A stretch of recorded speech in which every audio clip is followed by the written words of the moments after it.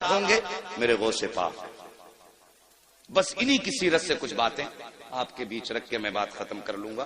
میرے سرکار غوث پاک کی سیرت دیکھیے. آج اپنے حالات کا جائزہ لیں. 11ویں شریف کا لنگر ہوتا ہے, لڑ جاتے ہیں پلیٹوں کے چکر میں. میری تو نے پلیٹ ہی توڑ ڈالی. بانٹنے والے کے کپڑے نوچ لیتے ہیں. ارے میں پکا 11ویں والا ہوں بھائی. یہ ہماری قوم کا مزاج ہے. حلوہ بنے تو سب سے آگے, زردہ بنے تو سب سے آگے. حلوے تو کھائے گا تو سیرت کون سیکھے گا, زردے تو کھائے گا تو سیرت کون سیکھے گا.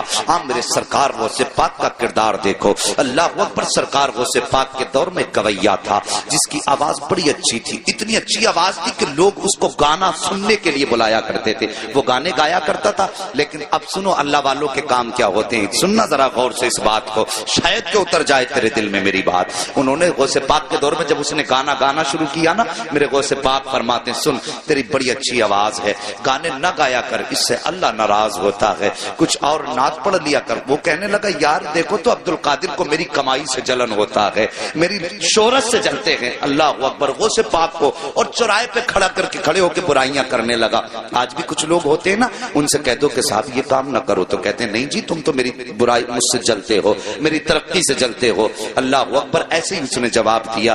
وقت گزرتا گیا, لوگوں میں اس کی بڑی مقبولیت ہوئی. وہ پیسے کما کے لاتا تھا, گھر والے کھانا کھلا دیتے تھے, لاتا تھا کھلا دیتے تھے. لیکن یاد رکھو ہر چیز کی ایک عمر ہوتی ہے. اور صاحب کبھی یہ سوچ کے گناہ نہ کیا کرو کہ بڑھاپا آئے گا تو توبہ کر لیں گے, ابھی تو جوانی ہے, ابھی تو دیکھا ہی کیا ہے. نہیں جی, عمر کے کسی بھی حصے میں موت آ سکتی ہے. قسمت والے ہوتے ہیں جنہیں بڑھاپا ہاتھ آ جاتا ہے. اب تو دیکھا کہ سفید بالوں والے بستر پہ لیٹے رہتے ہیں, اور جوان لوگوں کے جنازے گھروں سے ہم نے اٹھتے دیکھے ہیں. یار موت کی تیاری کر لو, موت کی تیاری کر لو. اللہ کے بندو موت کو دور نہ جانو. موت ہمارا پیچھا کر رہی ہے, ہم موت سے بھاگ رہے ہیں لیکن موت ہمارے پیچھے ہے, ایک دن آ کے ہمیں پکڑ لے گی. اللہ اکبر. سرکار کو پاک فرماتے ہیں سن تو توبہ کر لے. اس نے کہا نہیں تم جلتے ہو میری ترقی سے. وقت بدلا, گلے میں اب اس کے بڑھاپے کے اثر آئے, آواز دبنے لگی. لوگوں نے اس کو بلانا شروع کر دیا. لوگوں نے جب اس کو بلانا شروع بند کر دیا, جب آواز ختم ہوئی لوگوں نے بلانا بند کیا. پیسہ ختم ہوا, گھر والوں نے کھانا کھلانا بند کیا. کچھ دن تک پیسہ رہا, گھر والے کھلاتے رہے. لیکن جب پیسہ بالکل ختم ہوا, گھر والوں نے اس کو کھانا دینا بند کر دیا. اپنوں نے منہ لگانا بند کر دیا. جب اپنوں نے منہ لگانا بند کر دیا, پھٹے کپڑے ہو گئے, میلا لباس ہو گیا, کوئی کھلاتا نہیں تھا, مکھیاں بدن پہ بھنکنے لگی, کوئی پاس نہیں بیٹھاتا تھا. جا کے قبرستان میں جا کے بیٹھ گیا. سوچنے لگا ایک دن یہیں پہ آنا ہے, ہو سکتا ہے کوئی مجھے کاندھا نہ دے.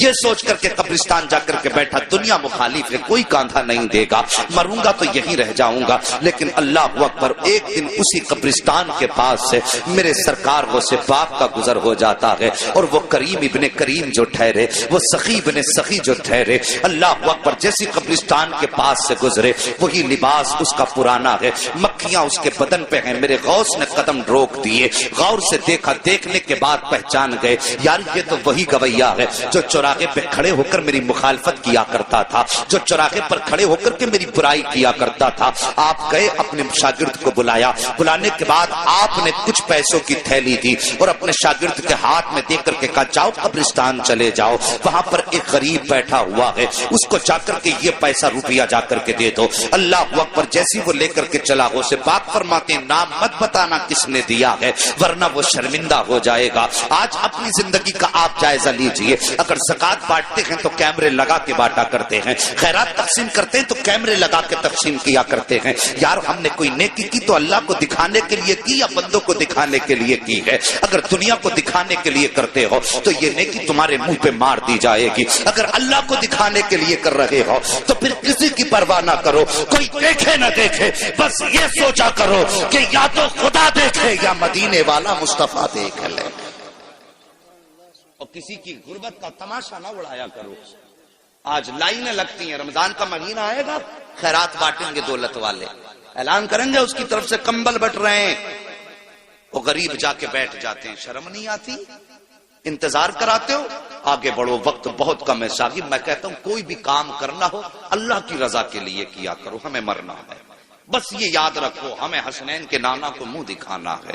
مولا علی کا بھی سامنا کرنا ہے صاحب، ان کا سامنا کرنا ہے، کس منہ سے سامنا کرنا یہ تجھے اور مجھے سوچنا پڑے گا۔ سرکار غوث پاک فرماتے ہیں جا کے اسے بتانا مت کس نے دیا ہے۔ یہ آیا مرید لے کر کے، آنے کے بعد قبرستان میں اسی غریب کے ہاتھ میں جا کے جب تھیلی رکھی نا، اس نے یوں چہرہ اٹھایا اور دیکھ کے آنکھوں میں آنسو آ گئے، کہنے لگا یار یہ تو بتا دے، پورے شہر کے اندر کسی نے مجھے منہ تک نہیں لگایا، کوئی مجھے ایک وقت کا کھانا دینے تیار نہیں ہے، یہ بتا یہ اتنا احسان کس نے کر دیا ہے؟ کون ہے اتنا مہربان جو مجھ سے اتنا پیار کرتا ہے؟ شاگرد کہتا ہے مجھے دینے کا حکم ہے، بتانے کا حکم نہیں دیا گیا ہے۔ یہ کہہ کے شاگرد جب چلنے لگا، اس نے کہا ٹھہر مجھے پتا ہے۔ اللہ اکبر، جیسی وہ واپس آیا ہے، وہ مرید شاگرد آ گیا، سرکار غوث پاک پڑھانے میں مصروف ہیں۔ جب واپس آیا تو آ کر کے وہی فقیر بھکاری دروازے پہ کھڑا ہو گیا۔ میرے غوث اپنی جگہ سے اٹھ کے کھڑے ہو گئے۔ ہاں یہ آئینہ ہے آج کے پیروں کے لیے، جن کے پاس غریبوں سے ملنے کا ٹائم نہیں ہوتا ہے، ان پیروں کے لیے جو امیروں کے یہاں پہ صبح و شام گزارا کرتے ہیں، غریب دروازے پہ آئے تو اسے ٹائم دے کے ٹال دیا کرتے ہیں، تجھے جمعرات میں آنا، تجھے پیر میں آنا ہے، امیر آ جائے تو آئیے استقبال کیا جاتا ہے۔ یار شرم کرو، تم کتنے بھی بڑے پیر ہو جاؤ، غوث پاک سے بڑے پیر نہیں ہو سکتے ہو۔ اخلاق دیکھو میرے غوث پاک کا، جیسے یہ غریب دروازے پر آیا ہے، آ کر کے میرے غوث نے دیکھا کھڑا ہے، اٹھ کے اپنی جگہ سے کھڑے ہو گئے اور فرماتے بتا اب بھی کچھ کمی رہ گئی ہے؟ اتنا سندا تھا، آنکھوں میں آنسو آئے، ہچکی بھر کے رونا شروع کر دیتا ہے۔ میرے غوث اپنی جگہ سے چلے ہیں، چلنے کے بعد اس کے پاس جا کے کھڑے ہو گئے۔ وہ کہتا ہے کہ سرکار میں تو یہ سوچ رہا تھا، ساری زندگی میں نے آپ کی مخالفت چوراہوں پر کی ہے، ساری زندگی میں نے چوراہوں پہ کھڑے ہو کے آپ کی برائی کی ہے، میں یہ سمجھتا تھا میرا دشمن اگر یہاں پہ کوئی سب سے بڑا ہے تو وہ آپ ہیں، لیکن میں سمجھ نہیں پایا تھا آپ اتنے بڑے سخی ہو، اتنے بڑے کریم ہو کہ میں یہ سمجھ نہیں پا رہا ہوں کہ آپ نے میری اتنی بڑی بڑی خطائیں معاف کر دی ہیں۔ اتنا سننا تھا۔ میرے غوث مسکرا کے کہتے ہیں بتا اور بھی کچھ چاہیے؟ اس نے کہا سرکار مجھے یاد ہے ایک بار جوانی میں مجھ سے کہا تھا کہ توبہ کر لے خدا راضی ہو جائے گا، میں نے آپ کی نہیں مانی تھی، اب بس اتنا بتائیے کیا آج توبہ کروں گا تو کیا میرے گناہ معاف ہو جائیں گے؟ میرے غوث مسکراتے ہیں اور کہتے ہیں لا ہاتھ بڑھا دے، ہاتھ میں ہاتھ دے دے، صرف توبہ سے گناہ کی معاف نہیں ہوں گے بلکہ اللہ تجھے محبوب بھی بنا لے گا۔ اس نے اتنا سنا ہے، تڑپ کے کہتا ہے سرکار کیا اتنا بڑا کرم بھی ہو سکتا ہے؟ میرے غوث کہتے ہیں ہاتھ بڑھا دے، توبہ کرنا تیرا کام ہے اور تجھ کو ولی بنا دینا یہ عبد القادر جیلانی کا۔ نعرہ تکبیر، نعرہ رسالت، علماء اہل سنت، مسلک اعلی حضرت، جشن غوث الورا، نعرہ تکبیر، نعرہ رسالت۔ ہاں صاحب، انہوں نے تو رات دن کی برائی کرنے والوں کو معاف کر دیا، اب اپنے گریبان میں جھانک کے ذرا دیکھیے، اگر چوراہے پہ باپ بیٹے کو ڈانٹ دینا تو بیٹا کہتا ہے تم نے میری بے عزتی کر دی، اور پھر کئی دن تک باپ سے نہیں بولتا ہے۔ ہم نے تو بھائیوں کے بیچ ایسی دیواریں دیکھی ہیں یار، بھائی ہوتا ہے۔ اللہ کی قسم بھائی وہ نعمت ہے، جس دن یہ چلا جائے گا نا اس دن اس کی قدر معلوم ہوگی۔ اور تمہیں پتا کیا ہے بھائی کیا ہوتا ہے؟ اگر بھائی کی قدر جاننی ہے تو کوئی پوچھے میرے حسین سے کربلا کے میدان میں جب غازی عباس کی شہادت ہوئی تھی، میرے حسین نے یوں ہاتھ رکھ کے کہا تھا آج حسین کی کمر ٹوٹ گئی ہے، اور تجھے بھائی کی طاقت کا اندازہ نہیں ہے۔ آج بھائی کے خلاف کھڑا ہوا ہے۔ صاحب کب تک لڑو گے، کب تک لڑتے رہو گے؟ ہم نے تو اپنوں کو معاف کرنا نہیں سیکھا، انہوں نے تو دشمنوں کو بھی سینے سے لگایا ہے۔ پھر کیسے کہتے ہو غوث کا دامن نہیں چھوڑیں گے؟ اللہ اکبر، ہم نے یہاں تک دیکھا ہے حضرت جی، یہاں تک دیکھا ہے کہ بھائیوں کے اختلاف اتنے بڑھ جاتے ہیں کہ گھر کے اندر فنکشن ہوتا، ایک بھائی کے گھر میں فنکشن ہے، دوسرا بھائی دروازہ بند کر کے بیٹھا ہے، بھائی کے بچے پوچھ کے کہتے ہیں ابا بتائیے کیا چچا ہمیں منانے کے لیے آئیں گے؟ باپ کے بچے منہ زبان پہ ان بچوں کے لیے کوئی جواب نہیں ہوتا ہے، وہ سوچتا ہے ہاں کہتا ہوں اور بھائی نہ آیا تو بچوں کو کیا منہ دکھاؤں گا، اور اگر نہ کہتا ہوں تو بھائی بچے کہیں گے ابا جی آپ کے دل میں کوئی کمی ہے۔ مگر جب باپ پوچھتا، بچے پوچھتے ہیں بھائی آئے گا تو باپ ٹال دیا کرتا ہے۔ اور یار تمہارے بچے جب خوشیاں مناتے ہیں، تمہارے بھائیوں کی ناراضی کا نتیجہ یہ ہوتا ہے کہ تمہارے دروازے پر ایک کتا بھی چوڑے چمار بھی کھا کے چلے جاتے ہیں۔ اگر تمہارے دروازے پہ نہیں آیا تو اپنا بھائی نہیں آیا ہے۔ تم نے گاؤں کے پردھان کو منا لانے کے لیے, اپنے گھر لانے کے لیے اپنے پیر کی جوتیاں تک توڑ ڈالی ہیں. اگر نہیں پہنچے ہو تو بھائی کے دروازے تک نہیں پہنچے ہو, ایک بار اس کے دروازے پہ اگر چلے جاتے اور جا کے اتنا کہہ دیتے بھائی مجھ سے غلطی ہو گئی ہے, اللہ کی قسم کھا کے کہتا ہوں جہاں یہ دنیا کے دولت والے تم سے 70 چکر لگواتے ہیں, یہ تیرا اپنا بھائی ہے. ایک بار دروازہ تو کھٹکھٹا کے دیکھ لیتا, اور تو نے کتنی بھی بڑی اس بھائی کے خلاف سازش کی تھی, ایک بار اتنا کہہ دیتا کہ بھائی خطا ہو گئی ہے, پھر اس کی آنکھوں میں دیکھتا ماں کی ممتا بھی نظر آتی, باپ کی شفقتیں بھی دکھائی دیتی, خاندان کی محبتیں بھی دکھائی دیتی, اور خون کا ابال بھی دکھائی دیتا. وہ کہتا یار چھوڑ دے, جب تو دروازے پہ آ گیا ہے میں نے تجھے معاف کر دیا ہے, تم مجھے معاف کر دے. جب تمہاری یہ ملاقات ہوتی تم مدینے سے صدا آتی, اور دونوں بھائیوں ایک دوسرے کو معاف کر کے تم نے مجھے خوش کر دیا ہے. جب یہ مدینے والا کہتا تو رب فرما دیتا جب تم نے مصطفیٰ کو خوش کر دیا کہ میں نے تم کو معافی کا پروانہ عطا فرما دیا. ہاں ہمیں تو جنت بھی اگر چاہیے. یا رسول اللہ زندہ آباد, ہمیں تو زندہ آباد, زندہ آباد. ہمیں تو جنت بھی وہ چاہیے جو مولوی 100 روپے لے کے جنت بانٹ کے چلا جائے. جنت کے مولوی کے باپ کی ہے. مجھے نہیں آتا یہ کہنا کہ ایک رات جلسہ کرا تو جنتی ہو جاؤ گے. ہاں ہاں وہ بات اپنی جگہ صحیح ہے, کوئی ایک نیکی اگر کام آ گئی تو بخشش کے لیے کافی ہو جائے گی, لیکن ٹھیکہ نہیں, گارنٹی نہیں. یہ بات یاد رکھنا کہ زندگی میں ایک جلسہ ہو اس میں آ کے سن لی اور پورے سال خرافاتیں کرتے رہے, پھر ایسے جلسوں کا نتیجہ کیا؟ آج آ کے بیٹھے کچھ حاصل کر کے جاؤ. میرے غوث نے تو دشمن کو بھی معاف کر دیا, پھر ہم اپنے بھائی کو معاف کرنے کی ہمت کیوں نہیں رکھتے؟ اور سوچو ذرا, دل پہ ہاتھ رکھ کے سوچو, جب میرے نبی کے پتھر مارے نا ظالموں نے تو صحابہ کہتے تھے آقا اب تو پانی سر سے اوپر ہو گیا ہے, اب بد دعا کر ہی دیجئے. نبوت والے ہاتھ اٹھے, صحابہ کہتے ہیں ہم سوچنے لگے, ہم آقا کے چہرے پہ نگاہیں جم گئیں, آج نبی بد دعا کریں گے وہ کفر ہمیشہ کے لیے ختم ہو جائے. صحابہ فرماتے ہم نے دیکھا نبوت والے وہ ہونٹ ہلے جن کے بارے میں میرے امام نے مسکرا کے کہا پتلی پتلی گلے قدس کی پتیاں, ان لبوں کی نزاکت پہ لاکھوں سلام. صحابہ فرماتے جب وہ ہونٹ کھلے نا ہم حیرت میں رہ گئے. نبی نے بد دعا نہیں کی بلکہ جملہ نکلا, اللہ یہ مجھے پہچانتے نہیں تو ان کو میری پہچان عطا فرما دے. اللہ اکبر. یہ دیکھو یہ نبی ہیں, ہم نے اس نبی کا کلمہ پڑھا ہے جس نے دشمن کو سینے سے لگایا, اور پھر ہم کس کھیت کی مولی ہیں؟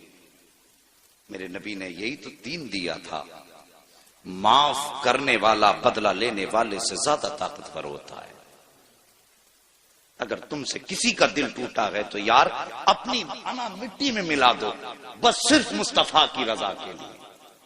میں کچھ نہیں کہتا تم سے, صرف مصطفیٰ کی رضا کے لیے. اور صبح کو جا کے دروازہ کھٹکھٹا دو. اگر وہ یہ بھی کہ ذلیل تجھے شرم نہیں آئی, اتنا بے غیرت پھر بھی چلایا دروازے پہ, تو منہ نہ بگاڑنا, مسکرا کے کہنا یار میں تیرے لیے نہیں آیا, میں تو مدینے والے مصطفیٰ کے لیے آیا. اتنا کہہ کے اپنی انا مٹی میں ملا دو. حضرت علی فرماتے ہیں اگر کسی بڑے کا ادب کرنے میں یا انکساری میں کسی کی عزت کم ہو جائے تو حضرت علی فرماتے ہیں وہ قیامت میں میرا دامن پکڑ لے. جھکنے والوں کو اللہ عزتیں کم نہیں کرتا بلکہ جھکنے والوں کو اللہ عزتیں زیادہ عطا فرماتا ہے. بات سمجھ رہے میری؟ ہم میں تو دیواریں بڑی اونچی اونچی ہو گئی. ایک بھیا اگر بن گیا نا کوئی ادھیکاری اور دوسرا بیچارہ ٹھیلا لگا کے بچے پالتا ہے تو ان کے بیچ بڑا فرق ہو گیا. وہ سوچ یار تجھے اللہ نے اگر ادھیکاری بنا دیا, تیری 60,000 یا 90,000 تنخواہ ہے, تو سوچ وہی خدا اگر چاہتا تو تجھے ٹھیلے پہ لگا دیتا, اور جسے ٹھیلے پہ لگایا اسے اس پوسٹ پہ بیٹھا دیتا. پھر بتا تیرا کیا ہے اس میں؟ اللہ نے زندگی دی ہے, اگر امیر بھی ہو نا تو غریبوں کو نبھا کے چلو. میرے غوث پاک رضی اللہ تعالیٰ عنہ حج کے سفر کے لیے روانہ ہوئے. شور ہو گیا پورے بغداد میں, سرکار غوث پاک حج کے لیے جا رہے ہیں. آپ دیکھیے حضور حسن میاں آئے, خبر ہو جائے حسن میاں آ رہے ہیں, کتنی بھیڑ لگ جاتی ہے. ہے کہ نہیں؟ لگتی کہ نہیں لگتی؟ بہت بھیڑ لگتی. اور پھر اگر پتا چل جائے تاج الشریعہ آ رہے پھر تو میدان چھوٹے پڑ جاتے. سوچو اگر تاج الشریعہ کا یہ عالم ہے اور جب لوگوں کو پتا چل جائے کہ بغداد والے غوث حج کے لیے جا رہے ہیں پھر کیا عالم ہوگا؟ بھیڑ لگنے لگی. اللہ اکبر. سبق حاصل کرو زندگی سے. بھیڑ لگنے لگی, بہت بڑا قافلہ ہو گیا. جب چلنے لگا تو ظاہر ہے پہلے کوئی ہوائی جہاز تو تھے نہیں, نہ بسیں تھی. وہ چوپایوں والی سواریوں پہ لوگ سفر کیا کرتے تھے. یہی تھا نا, سفر کرتے تھے. جب سفر کرتے تھے پیدل تو پھر راستے میں پڑاؤ بھی پڑنا یہ بھی ضروری تھا, ٹھہرنا آرام کرنا. تو کچھ بستیاں راستے میں پڑتی تھی. وہاں لوگوں کو پتا چلا غوث پاک ادھر سے گزرنے والے ہیں تو پتا چلا یہی قیام کریں گے. امیروں نے اپنے اپنے گھر سجا دیے, انتظام کر دیا غوث پاک میرے گھر ٹھہریں گے. لیکن ایک غریب تھا, وہ سوچنے لگا, تمنا تھی کاش میرے پاس دولت ہوتی میں اپنے گھر بیٹھاتا غوث پاک کو. میں اپنے گھر بیٹھاتا اگر میرے پاس دولت ہوتی. لیکن اب میں اپنے گھر نہیں لاؤں گا, کیوں؟ میں ان کے لائق نہیں, بس ان کا دیدار ہو جائے یہی بہت بڑی بات. لیکن یہ کہتا میں بیٹھا تھا, اچانک میرے دروازے پہ شور ہوا. وہ یار دروازہ تو کھول.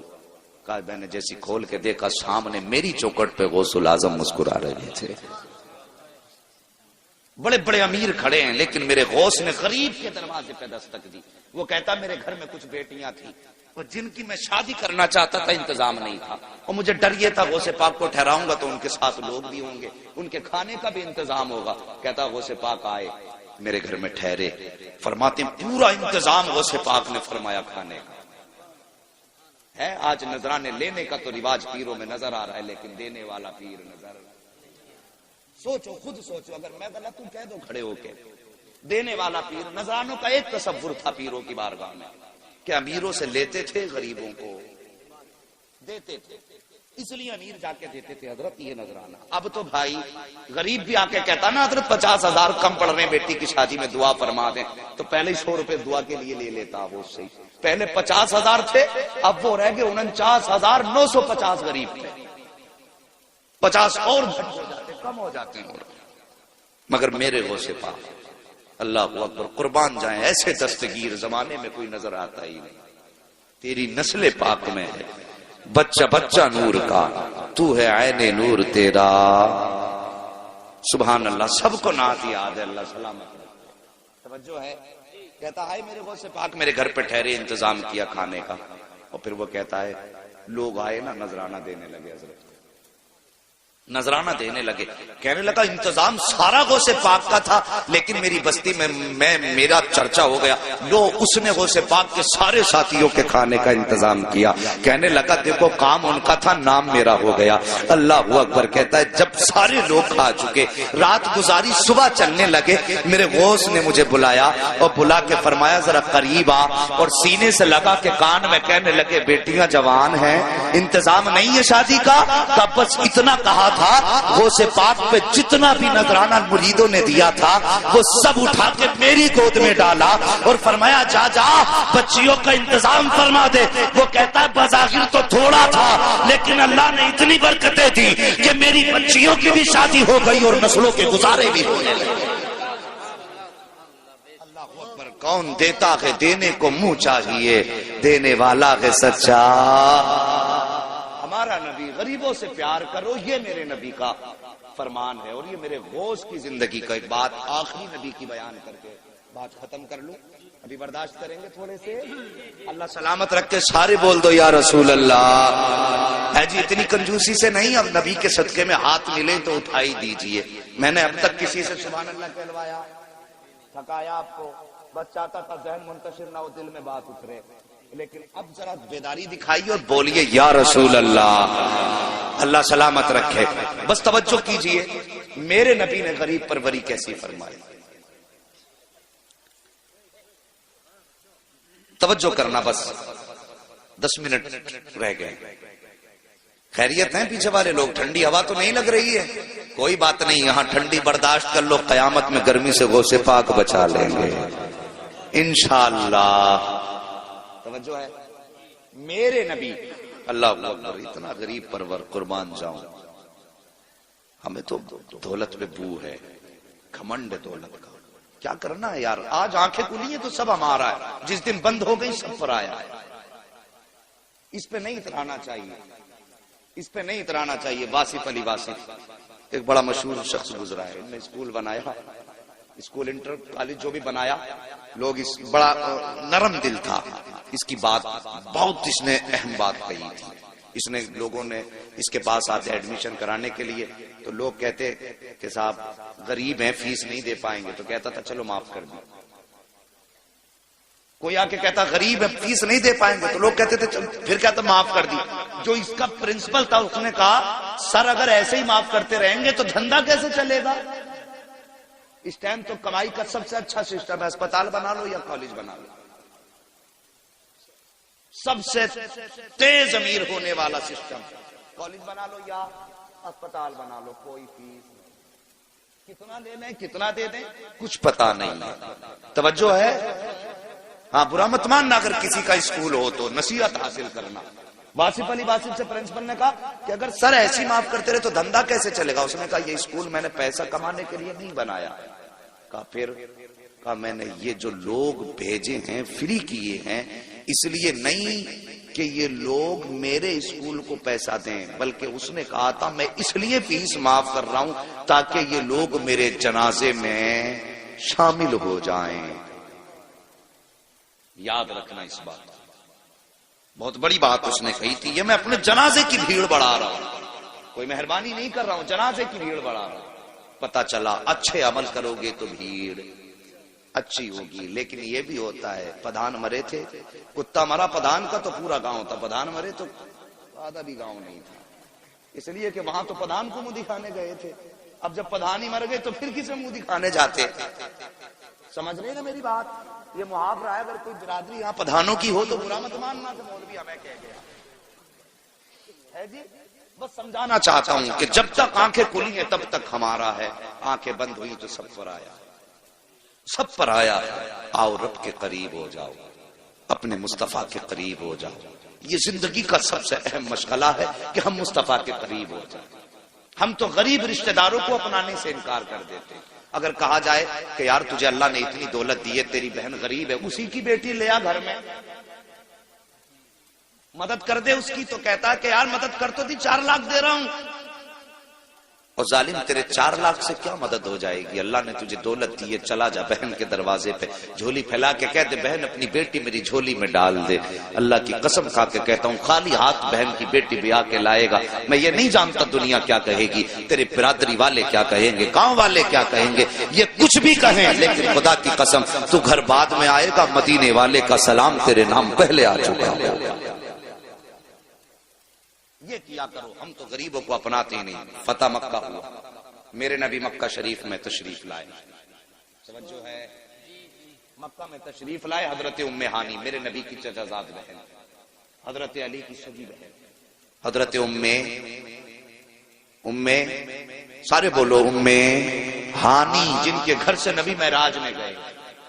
آقا کریم ہجرت سے پہلے انہی کے گھر آ کے بستر پہ لیٹ جایا کرتے تھے. پسینہ آتا تھا نا تو حضرت ام ہانی بوتل میں بھرتی تھی، شیشیوں میں. بچے کہتے تھے امی کیا کر رہی ہو؟ بچے کہتے تھے پوچھا کرتے تھے کیا ہے یہ؟ کہا مصطفیٰ کے بدن کی خوشبو اکٹھا کر رہے ہیں. اللہ اکبر. ان کے ہاں مصطفیٰ بیٹھا کرتے تھے. ہجرت کر گئے، شوہر میں چھوڑ دیا، یہ مکے میں رہ گئی. میرے نبی ہجرت کر کے مدینہ چلے. فتح مکہ ہوا، ہزاروں کی تعداد میں آج لشکر مصطفیٰ کے ساتھ. جب مکے میں سرکار داخل ہوئے نا تو سر اتنا جھکا تھا کہ آپ کی پیشانی اونٹ کی کوہان پر لگ رہی، اتنا سر جھکا تھا. ہمیں تو گھمنڈ اتنا آ جاتا ہے، ذرا سی ممبریا کیا بن گئی، پوری دنیا کو سر پہ لیے گھوم رہی. ہاں پوری دنیا کا بادشاہ میرا نبی ہے، پوری کائنات کا مالک میرا نبی ہے. اور فتح مکہ ہوا کہ ہزاروں کا لشکر پیچھے ہے. ام ہانی کے بچے توڑ کے آئے. ماں آج وہ آیا ہے جس کے تو قصے سناتی ہے. ماں آج وہ آیا ہے جس کے تو چہرے کی تعریف کرتے نہیں تھکتی ہے. ماں آج وہ مکے میں آیا ہے جسے تو بھائی کہتی ہے. اتنا حضرت ام ہانی نے سنا. کہا کیا تو سچ کہہ رہا ہے؟ کہا ہاں ماں میں نے دیکھا ہے وہی نورانی چہرہ ہے جو ادائیں تو نے بتائی ہیں. زلفیں بھی ویسی ہیں, آنکھیں بھی اتنی حسین جتنی تو نے بتائی ہیں. اے ماں اتنا بتا, آج وہ بڑی شان کے ساتھ واپس آیا ہے. تو ایک غریب بہن ہے, کیا وہ آج تیرے دروازے آئے گا کہ نہیں آئے گا؟ اللہ اکبر. اتنا ام ہانی نے سنا. کہتی ہے میرا کلیجہ تھک سے ہو گیا. اپنے بچوں سے کیسے کہوں کہ وہ آئے گا کہ نہیں آئے گا. کہتی لیکن بچوں نے اصرار کیا. میں نے دل کو سنبھال کے کہا ہاں بیٹے وہ ضرور آئے گا. کہتی میں نے بچوں سے کہہ تو دیا تھا لیکن میرے دل میں دھک دھک تھی, کہیں ایسا نہ ہو وہ نہ آئے تو بچوں کو کیا جواب دوں گی. ام ہانی کہتی ابھی اسی شش و پنج میں تھی کہ بچے کہہ رہے تھے ماں وہ کب آئیں گے, ماں وہ کب آئیں گے. کہا فرماتی ہے اچانک میرے دروازے پہ دستک ہوئی. میں نے پوچھا کون؟ کہا محمد الرسول اللہ آیا ہے. اللہ اکبر. اتنا سنا. حضرت ام ہانی کہتی ہیں میں تو دروازے پہ بعد میں گئی, بچوں نے چھلانگ لگائی, مجھ سے پہلے دروازے پہ تھے. جیسی دروازہ کھولا تو سامنے وہی چہرہ تھا جس کی تعریف قرآن بیان کر رہا ہے. سامنے وہی چہرہ تھا جس کو دیکھ کر کے پتھر کلمہ پڑھنے لگ جاتے ہیں. اللہ اکبر. ام ہانی کہتی ہیں میں نے سرکار کا چہرہ دیکھا, سرکار تشریف لائے ہیں. تمہیں کیا لگتا ہے کہ مکے میں امیر نہ تھے؟ بڑے بڑے دولت والے تھے, بڑے بڑے امیر مکے میں موجود تھے, لیکن میرے نبی سب سے پہلے غریب بہن کی دہلیز پہ آئے ہیں. اللہ اکبر. میرے سرکار آئے ہیں. ام ہانی کے گھر تشریف لائے. آتے ہی سب سے پہلے جملہ ارشاد فرمایا اے بہن مجھے بھوک لگی ہے, جلدی سے کچھ کھانے کے لیے ہو تو لے کر کے آؤ. اللہ اکبر. آج امیر اپنی گردن اپنے گریبان میں جھانک کے دیکھیں, غریب رشتہ داروں کے یہاں بچوں کو لے کے جاتے ہیں تو چادر کو تین تین بار جھاڑتے ہیں, دکھاتے میں بڑا دولت والا ہوں, میں ایسی چادر پر بیٹھتا ہوں جس پہ مکھی بھی نہیں بیٹھا کرتی ہے. بچوں سے کہتے نہیں بیٹے چچی ہے اس برتن میں مت کھانا, یہ گندا ہے, یہ مکھیاں بیٹھی ہیں, تجھے حیا نہیں آتی, تجھے شرم نہیں آتی, تجھے پتا نہیں ہے. تو نے بہن کے گھر پہ بچھی ہوئی چادر جب اپنے کپڑے سے جھاڑی ہے تو بظاہر تو نے اپنی شان دکھائی ہے, لیکن بستر پہ لگنے والا کپڑا صرف بستر پہ نہیں لگا بلکہ بہن کے کلیجے پہ لا کے بار بار لگا ہے. بہن کا بستر اس لیے جھاڑا جا رہا ہے کیونکہ وہ گندا ہے. آپ تجھے بتاؤں بہن چیز کیا ہوتی ہے. میرے نبی حضرت ام ہانی کے گھر آئے ہیں. اللہ اکبر. کائنات کا بادشاہ ہے میرا نبی, سارے جہان کا مالک ہے میرا نبی. اللہ اکبر. 18,000 عالموں کا مالک میرا نبی ہے. ام ہانی کے گھر پہ آ کے کہتے ہیں بہن بھوک لگی ہے, اور سنو کوئی بستر تلاش نہیں کیا تھا بلکہ ٹوٹی چٹائی پہ بیٹھ جاتے ہیں. کہتے ام ہانی کچھ ہو تو لاؤ. اللہ اکبر. غربت کا عالم ام ہانی کے گھر میں ہے. گھر کے اندر کوئی کھانے کا سامان نہ تھا. حضرت ام ہانی بظاہر کچن میں گئی اور جا کر کے چھپ کے کھڑی ہو گئی. سوچنے لگی میرے مالک اب میں کیا کھانے کے لیے پیش کروں, بنانے کے لیے کچھ بھی نہیں ہے, مگر میرا نبی جو دلوں کے حال جانتا ہے. ارے یار دل کیا چیز ہے, نبی تو وہ ہے کہ اور کوئی غیب کیا. تم سے نہا ہو بھلا جب نہ خدا ہی چھپا, تم پہ کروڑوں درود. اللہ اکبر. دل کا حال جانا بہن کا. آقا فرماتے ام ہانی کچھ بنانے کی کوشش نہ کرنا, جو رکھا ہو وہی لے کے آ جاؤ. اتنا سنا ام ہانی کے دل میں دل آیا. کہتی ہیں ایک جو کا ٹکڑا تھا روٹی کا جو سوکھا ہوا تھا, تھوڑا سرکہ رکھا ہوا تھا, میں نے پیالی میں لیا, مصطفیٰ کی بارگاہ میں حاضر ہوئی, میرے نبی نے سامنے رکھا اور اس ٹوٹے ہوئے سوکھے ٹکڑے کو سرکے میں بھگویا اور بھگونے کے بعد منہ میں رکھا. ام ہانی کہتی ہے میں نے مصطفیٰ کا چہرہ دیکھا, چبانے میں تکلیف تو ہو رہی تھی لیکن نبوت کی پیشانی پہ کوئی شکن نہیں تھی. سرکار چباتے جا رہے تھے, مسکراتے جا رہے تھے. یہ نہیں کہا تھا بہن یہ سخت زیادہ ہے, یہ نہیں کہا تھا بہن حلق سے نہیں اتر رہا ہے. ام ہانی کہتی ہے میں محسوس کر رہی تھی کہ اس کو چبانے میں بھی مصطفیٰ کو تکلیف ہو رہی ہے, حلق سے اتارنے میں بھی تکلیف ہو رہی ہے, لیکن میرے نبی مسکرا رہے ہیں. ام ہانی کہتی ہیں بڑی مشکل سے میرے سرکار نے وہ لقمے حلق کے نیچے اتارے, اور اتارنے کے بعد یہ نہیں کہا تھا تو نے کیا کھلایا ہے, یہ کیا آگے رکھ دیا, بلکہ مسکرا کے کہتے ہیں ام ہانی تجھے کیا بتاؤں آج کون سی لذت تیرے کھانے میں آئی ہے. کہتے ام ہانی جو برسوں پہلے تیرے دسترخوان پہ لذت آئی تھی, آج برسوں کے بعد محمد کو وہ تیرے دسترخوان پہ اللہ نے لذت عطا فرمائی.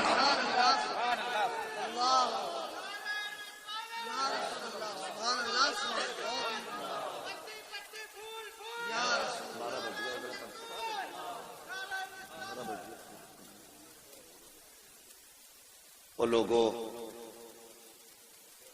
میرے نبی اللہ اکبر غوث پاک کی محفل میں بیٹھے ہو تو آج میرے غوث کی طرف سے یہ تحفہ سمجھ کے لے جاؤ، جب تک جیئیں گے اپنے غریب رشتہ داروں کو نبھاتے رہیں گے۔ بولو انشاءاللہ۔ اپنے بھائیوں سے جو ناراضیاں ہیں انہیں ختم کریں گے، اپنی انا بھول کے مصطفیٰ کی رضا کے لیے انہیں معاف کریں گے انشاءاللہ۔ سارے بولو انشاءاللہ۔ اگر اتنا کر لیا تو میں سمجھوں گا میرا آنا قبول، تمہارا برانا قبول ہے، ورنہ کچھ بھی نہیں، ثواب تو ذکر کا مل ہی جائے گا۔ بس صاحب اپنوں کو سینے سے لگاؤ، اپنوں کو قریب لاؤ، اور پیروں کے لیے میں نظریہ فکر دیتا ہوں۔ میرے غوث غریب کے چوکھٹ پہ ٹھہرے، میرے نبی سب سے پہلے غریب بہن کے دروازے پر آئے۔ اگر وقت ہوتا تو اور بھی ایک آدھ مثال ایسی رکھتا۔ اللہ اکبر۔ مگر میں یہ سمجھتا ہوں کھانا اتنا کھانا چاہیے جتنا ہضم ہو جائے، بہت زیادہ کھانے سے پیٹ خراب ہو جاتا ہے۔ کسی نے کہا تھا طوفان نوح لانے سے آخر کیا فائدہ، ایک اشک ہی بہت ہے اگر کچھ اثر کرے۔ بس یہ باتیں تھی۔ قرآن نے فرمایا یا ایھا الذین آمنوا اتقوا اللہ وکونوا مع الصادقین، ایمان والو اللہ سے ڈرو اور سچوں کے ساتھ ہو جاؤ۔ یہ اسی لیے ہم اپنے غوث کا بھی تذکرہ کرتے ہیں، اپنے صابر کی بھی باتیں کرتے ہیں، اپنے وارث کے بھی چرچے کرتے ہیں، ہم اپنے امام احمد رضا کے بھی تذکرے کرتے ہیں، غریب نواز کی بھی باتیں کرتے ہیں، مفتی اعظم کے بھی ذکر کرتے ہیں، تاج الشریعہ کا بھی نام لیا کرتے ہیں، اس لیے کہ اللہ نے تقوی کے بعد ہمیں ولیوں کے دامن سے لپٹنے کا حکم دیا ہے۔ یہ اس لیے کہ جب شیطان کو دوزخ جنت سے نکالا گیا تو اس نے کہا تھا میں انہیں بھٹکاؤں گا، میرے رب نے فرمایا جا تجھے میں نے پوری طاقت دی، لگا لے طاقت۔ اللہ اکبر۔ جب اسے پاور دی تو اللہ نے ہمیں پاورفل شخصیتیں عطا فرمائی ہیں، وہ پاورفل شخصیتیں اللہ کے ولی ہیں۔ تم تقوی اختیار کرو، اللہ والوں کے دامن سے وابستہ ہو جاؤ، تقوی اختیار کرو گے، عمل سلامت رہے گا، ولیوں سے نپٹو گے جا کر کے تو ایمان سلامت رہ جائے گا۔ ٹھیک ہے جی۔ اللہ تعالیٰ میرے بولنے میں آمدن صابن جو خطائیں لفظ ہوئی ہوں، مولا کریم اپنے حبیب کے صدقے میں میری خطاؤں کو معاف فرمائے۔ اور سارے لوگ کلمہ شریف پڑھ لیجئے، لا الہ۔ دیکھیں اب ایمانداری سے زور سے پڑھ لو، اب کنجوسی نہیں کیجیے ہے جی۔ تو جو نہیں بولا وہ اب بول جائے، اگر اب بھی نہیں بولا تو پھر مجھے اب جانے کے بعد بھی تکلیف ہوگی کہ یار کلمہ بھی اتنا آہستہ پڑھ رہے تھے جیسے مسجد میں تیجا ہو رہا تھا۔ پڑھیے ذرا، لگنا چاہیے سونے والوں کو کہ وہاں مجمع تھا۔ اتنی زور سے کلمہ پڑھو، لا الہ الا اللہ محمد رسول اللہ۔ بچوں ہوئے اغلاط ان کو معاف فرمائے رب کائنات۔ زندگی میں دیا ساتھ تو پھر ہوگی ملاقات، چمن رہا تو پھول کھلیں گے، زندگی رہی تو پھر ملیں گے، مسافر ہیں ہم بھی مسافر ہو تم بھی، کسی موڑ پر پھر ملاقات ہوگی۔ فقیران آئے صدا کر چلے، صدا خوش رہو یہ دعا کر چلے۔ یہ خلیر کمیٹی زندہ باد، پائندہ باد۔ اللہ تعالیٰ ان بچوں کو آنے والے دور میں عظیم الشان کانفرنس کرنے کی توفیق عطا فرمائے، اور پوری امت مسلمہ کو ان کے شانے سے شانہ ملا کر چلنے کی توفیق عطا فرمائے۔ آپ جلد سے خوب کرائیے، لیکن مولوی کو بلا کے بس یہ کہنا کہ یار ہم نے فضیلتیں بہت سن لی، وہ باتیں بتا جا جو